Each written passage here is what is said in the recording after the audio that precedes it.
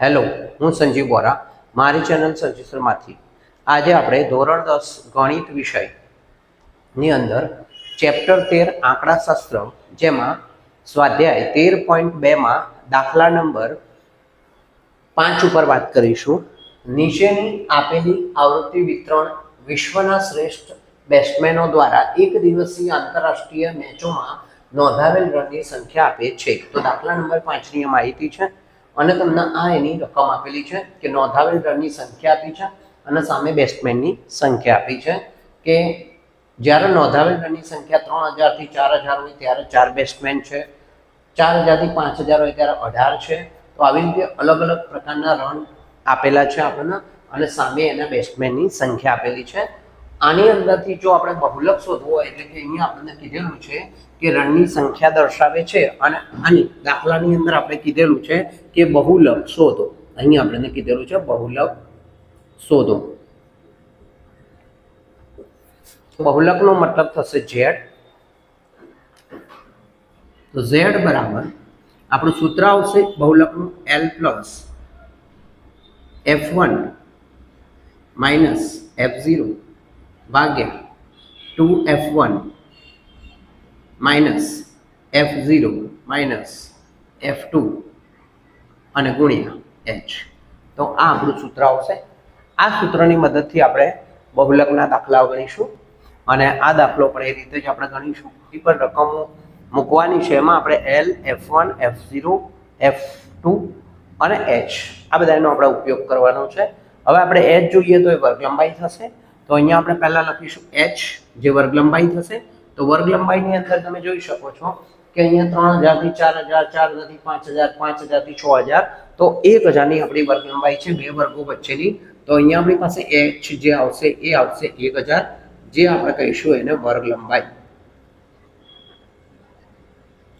એના પછી આપણે L શોધીશું. તો L એટલે કે સૌથી વધારે આવૃત્તિ, જે બેટ્સમેનની સંખ્યા છે એમાં સૌથી વધારે આવૃત્તિ કેમ કે આને આપણે આવૃત્તિ કહીશું, FI તરીકે ઓળખીશું. અને આપણે તો સૌથી મોટી આવૃત્તિ કઈ છે? 18 છે.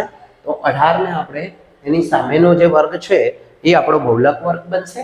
તો અહીં તમે લખી શકો છો કે સૌથી મોટી આવૃત્તિ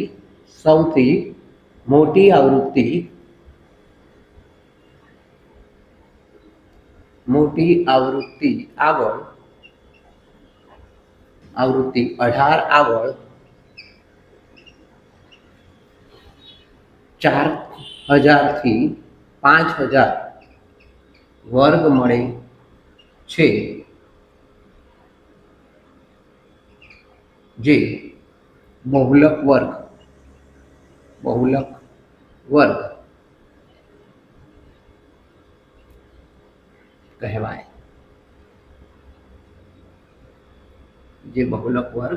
કહેવાય.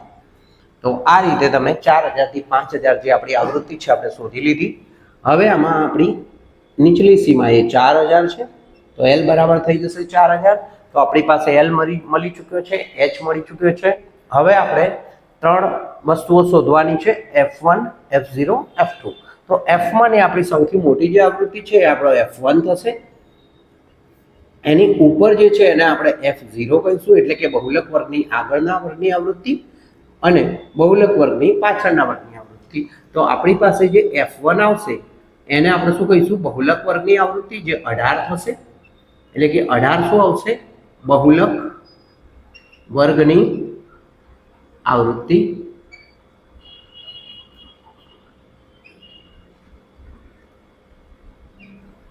F0 એટલે કે 4 થશે, જે થશે બહુલક વર્ગની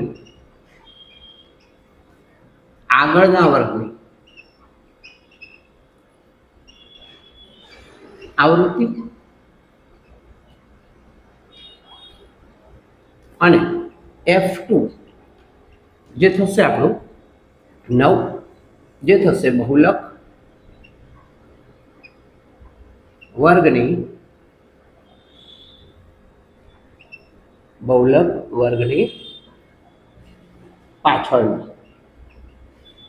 પાછળના વર્ગની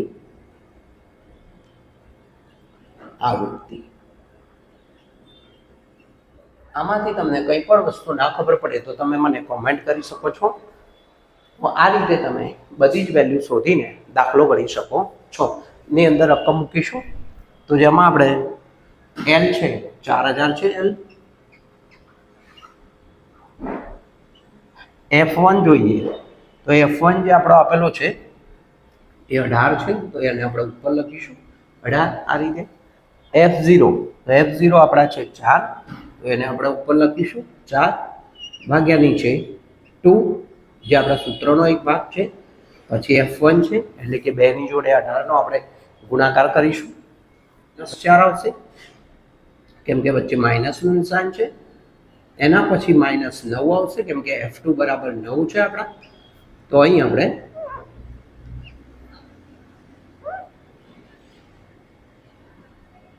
અને H બરાબર આપણા 1000 આવશે. તો આ રીતે તમારે દાખલામાં રકમ મૂકી દેવી. તો આ દાખલામાં રકમ મુકાઈ ગઈ છે. હવેનું કામ એકદમ આસાન છે કે જે તમે બાદબાકી કરીને ગુણાકાર કરીને લાવી શકશો. તો અહીંયા આપણે પહેલાં 4000 છે તો 4000 ને આપણે કંઈ કરતા નથી, 4000 ને આપણે એમને એમ રાખીએ છીએ. 18 માંથી જો આપણે 4 બાદ કરીશું તો એ ઉપરની સાઈડ આવશે 14 અને તો નીચે આપણે આવીશું 36.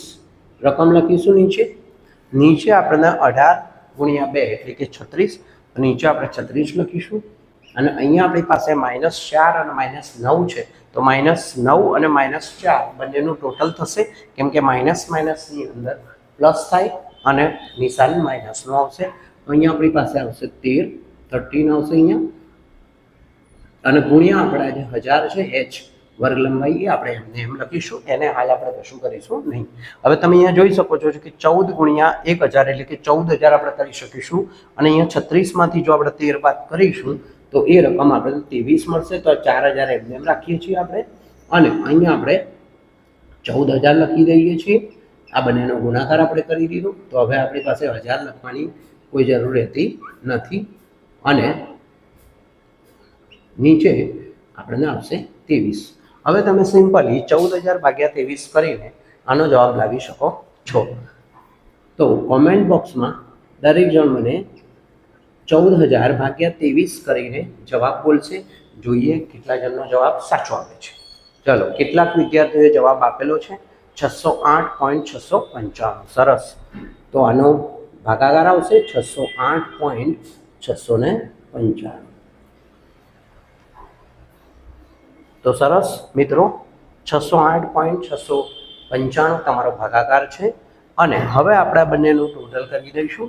તો આ ટોટલ આપણે કરીશું તો એ આવશે 4608 પોઈન્ટ. જો અહીંયા આપણી પાસે ત્રીજો જે આંકડો છે 5 કરતાં વધારે છે તો આપણા આગળનો આંકડો એક વધી જશે. તો અહીંયા આપણી ઘરે આવી જશે 7 અને આપણે લખીશું 70. તો આપણો જે બહુલક છે એટલે કે આપણો બહુલક રકમ જે મળી ગઈ બહુલકની Z બરાબર જે છે 4608.70. તો આ રીતે તમે બહુલકના દાખલા ગણી શકો છો. તો સ્વાધ્યાય 13.2ના દરેક દાખલાઓ આ જ રીતના છે. બધામાં તમને વર્ગ લંબાઈ સમાન આપેલી છે. આ રીતે તમે બીજા દાખલાઓ ગણીને મને મોકલાવી શકો છો, કોમેન્ટ કરી શકો છો કે જેથી કરીને તમને કોઈ ડિફિકલ્ટી હોય તો તમે એનું સોલ્યુશન મારી જોડે કરાવી શકો છો. જો તમને મારો વિડીયો ગમે હોય તો એને લાઈક કરો, શેર કરો, સબસ્ક્રાઈબ કરો જેથી કરીને મારા આવનારા તમામ વિડીયો તમને મળતા રહે. થેન્ક યુ વિદ્યાર્થી મિત્રો.